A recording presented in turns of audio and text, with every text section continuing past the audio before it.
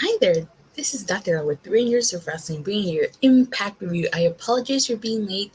I am on the West Coast, so it's really dinner time where I'm at.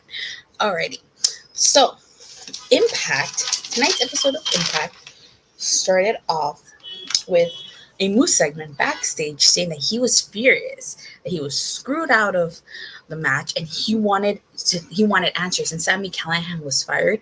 He wanted, oh, excuse me, he wanted the situation to be addressed, and Scott Moore said it would be addressed tonight. Then after that, we had TJP versus Black Taurus, which, if you ask me, I thought was a really good match. I don't know what you guys thought, but I personally liked it. Um, after that, oh, we had a post-match assault on TJP by Moose, and he attempted to hijack the show. And the reason why he attempted to hijack the show was because he wanted Scott Moore's attention. But then a returning Chris Sabin came out and attacked Moose and demanded a fight. He came back looking for a fight. Okay, so after that, we had Matt Fulton versus Josh Alexander. I'll be honest, I didn't watch this match because I had to step away. But from what I read online, it was a really good match. And of course, Josh Alexander picked up the win.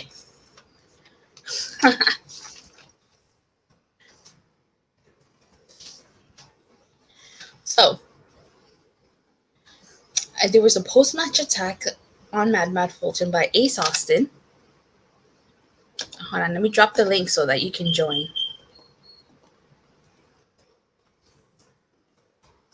There you go. And then Petey Williams came out and hit a cool red on Ace Austin. And then Rohit Raju came out. And then Trey Miguel came out, and a returning Shira came out and cleared the house for Rohit Raju.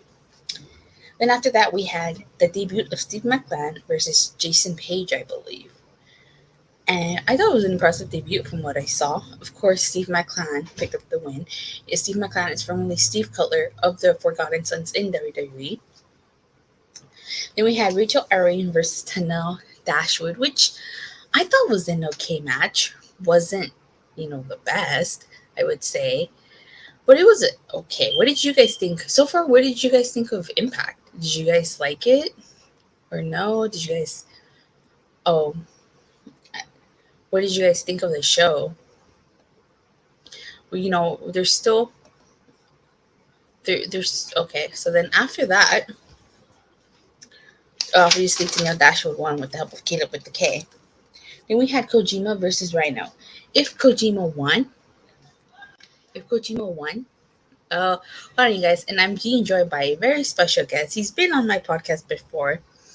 So I hope you guys give a warm and friendly welcome to the none other than Brett J. Rasmussen. Hi, Brett.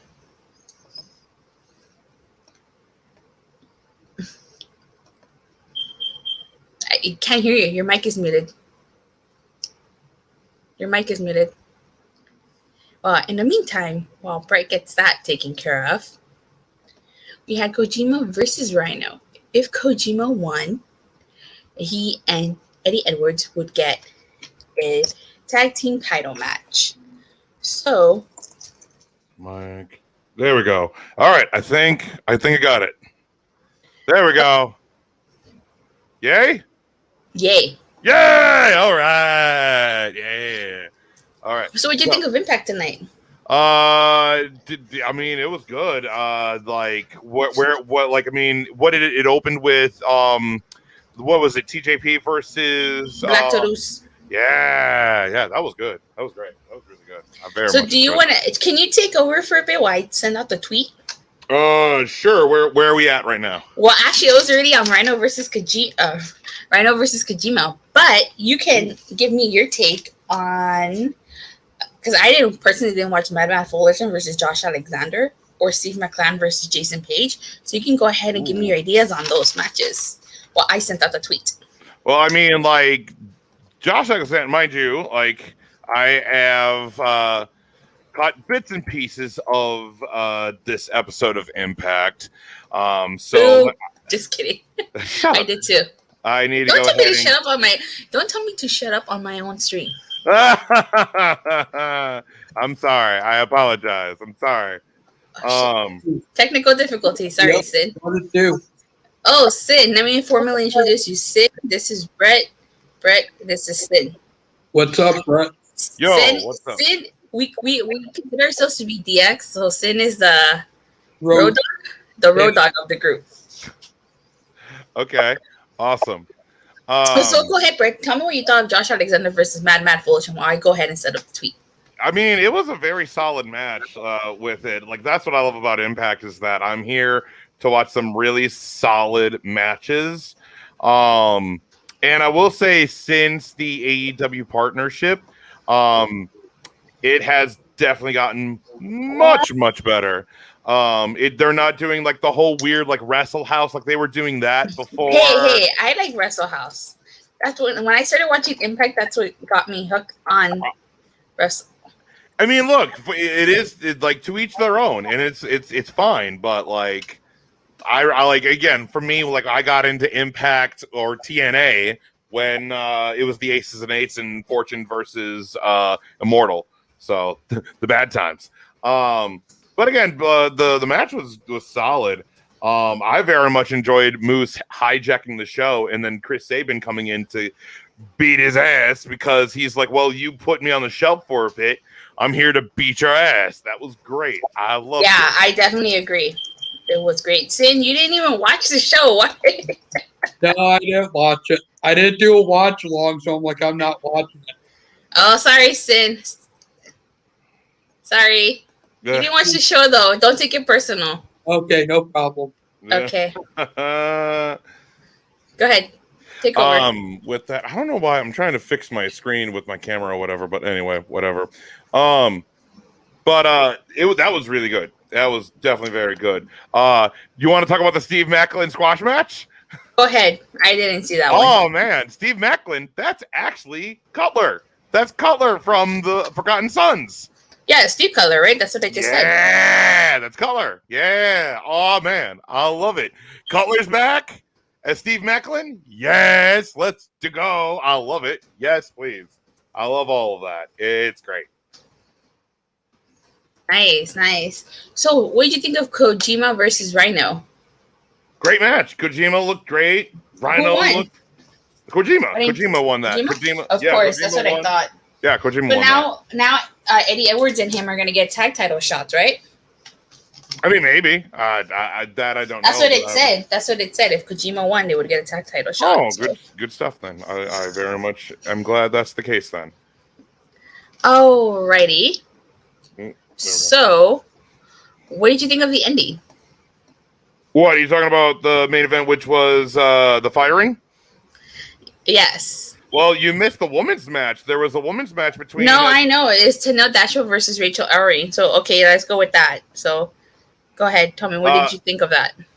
A really good fantastic match. It did get a screwy finish, but it does make sense to the character of Tenille Dashwood because you have Caleb with a K, just kind of like on the side.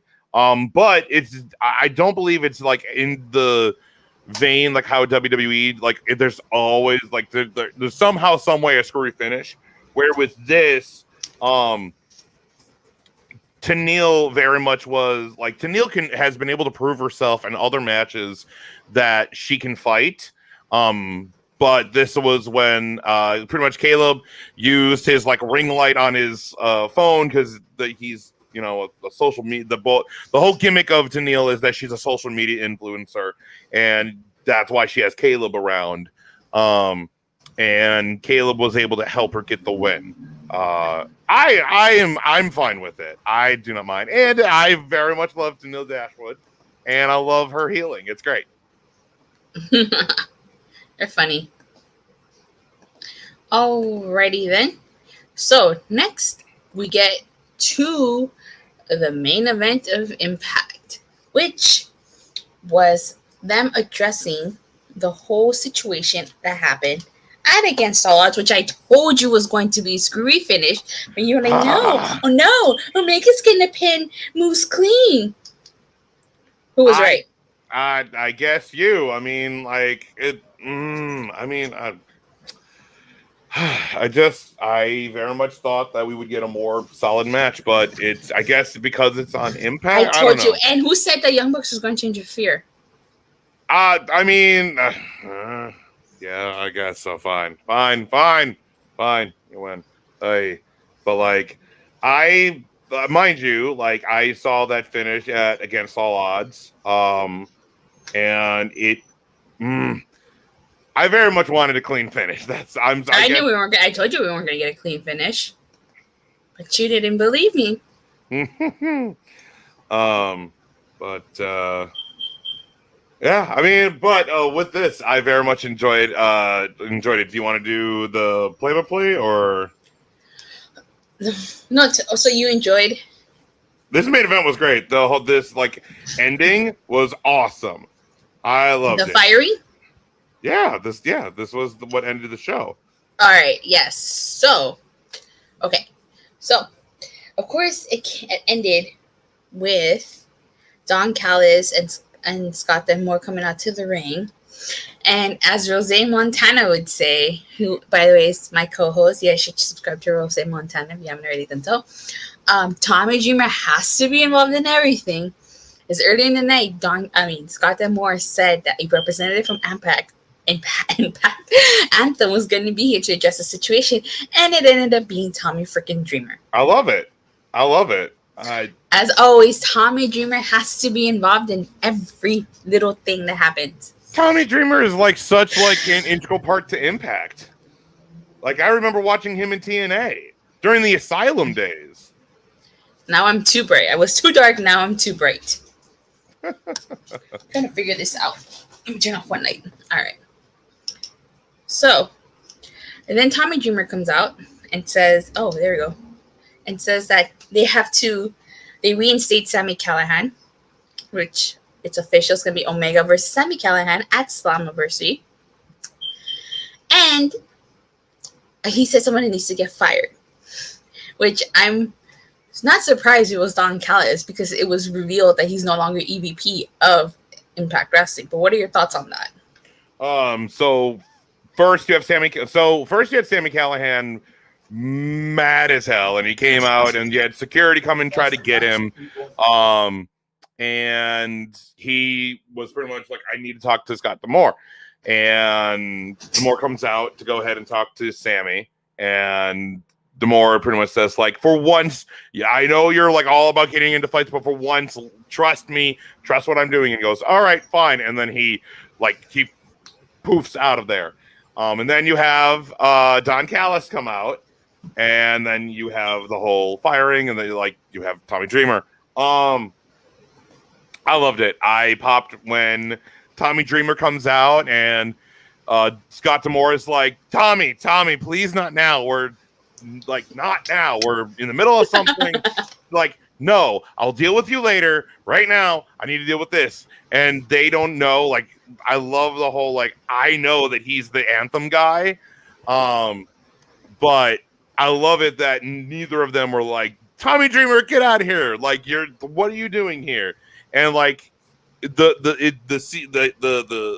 breadcrumbs for the trail the seeds have been sown to lead up to this, because before Tommy left, Tommy was like, this is gonna blow up in your face, and so on and so on. So I'm very, very glad that Tommy's the guy. That Tommy was the one to be like, I'm from Anthem. Anthem sent me to do all of this. And I will say it does suck that like reports of Don Callis no longer being like shoot behind the scenes of Impact. He's now kind of more with AEW. So this firing, we saw this coming, but I still very much enjoyed it. Okay. Yeah, me too. So here's one thing that somebody on Twitter suggested, and I thought this was a good idea. I thought they were going to go this way too. Somebody suggested, what if they would have done Sami Callihan versus Don Callis in a loser leaves Impact, and then done Omega versus Moose too? No. Like I don't want to. I do not want to see Don Callis wrestle. Don Callis works as a manager. Like that, like I'm like just like Arn, just like Tully, just like all the other like older guys in AEW, and like I am fine with Don being the manager of like the elite of Kenny Omega. No, I very much like it. Would like they promoted the match at Slammiversary would be Sami Callihan versus Omega, which is like, happening. Yep. So the firing of Sammy, like, is a good storyline piece. But I didn't like. I very much saw him coming back somehow. Like he was going to get his match with Omega regardless. But I very much did enjoy Tommy Dreamer coming in to reinstate him, and Sammy like at the end. So Don Callis is furious that he's fired, and he's like, "Oh, you're going to regret what you did." And he called like I think he called either Scott or Tommy Bruce Pritchard, and I loved it. And then Tommy goes, "Oh, you'll find your garbage bag back there." Is that a shot at WWE? I love it. I love it. It's like I love it. I love the little like if you know you know kind of. Oh, I love those kind of things. Yeah. So then Don goes to leave, and then Sammy pulls him he's in the back and he pulls him aside and he's like, "Oh, I'm not here to go ahead and hurt you, Don. That would be too easy. No. I'm gonna go ahead and bash your favorite person, the person you care most about. I'm gonna bash his skull in and take that title." I'm paraphrasing, but like Sammy wants to kill Kenny Omega. And I would love to see with Sami Callihan, it's like we could see it's hard. Do you want to see a normal one-on-one wrestling match, or do you want to see a no holds barred, no DQ match? I don't know, but I'm down with both. All right. So we actually had some breaking news this week, actually. So I think it was 411 Mania that reported that Moose signed a new contract with Impact, and it's for 2 years. It's a 2-year deal. It actually, before I logged in to start the stream, it was confirmed that it's going to be Moose versus Chris Sabin at Slammiversary. That's going to be a good match. Yeah, definitely. And then I think there was another. Impact also confirmed they're going to have an Ultimate X showdown. For the X division. The Ultimate X match. That's my favorite match. That is my favorite match in Impact. Yes, definitely. So now they're building towards Slammiversary, and I'm actually really excited for Slammiversary. I wish I was going to Slammiversary. I'm buying that pay-per-view. I'm going to buy that pay-per-view regardless. Yeah, me too. I gotta call my keyboard satellite operator.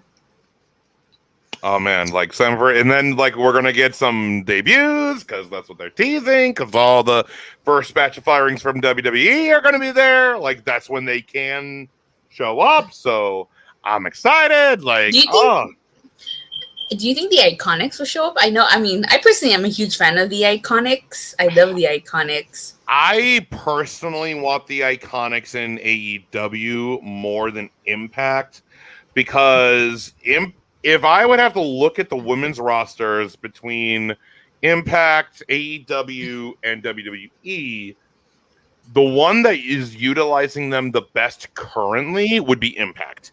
Impact has done the best job with their Knockouts division. WWE has squandered them because you have Shayna Baszler fighting a doll. You have Naomi is gone. Who cares? You have Mandy Rose and Dana Brooke fighting for the tag belts, which who cares? Sasha and Bayley are fighting because who can laugh better? Like who? What? And then AEW is doing a good job. They're actually doing a well job building them, but it does very much feel like it's the Britt Baker show. And that's not a bad thing. And they have done a good job throughout this entire year to build their women's roster much better than they did last year. But they still have work to go. That's why I would want to see the Iconics in AEW over Impact, because Impact has a very solid foundation for their women's division, where the Iconics going to AEW would be very good because you would have fantastic promo ladies. But the thing with that is what I mean, the AEW doesn't have a women's tag division like Impact does. And if they want to continue as a duo, I mean, yeah, they can go to AEW, but I mean, there's just what I do like. The thing is, like, as we've seen in AEW, you like. But not everybody has to go to AEW. I don't know why. As soon as someone gets released, it's like they should go to AEW. Like, not everybody has to go to AEW.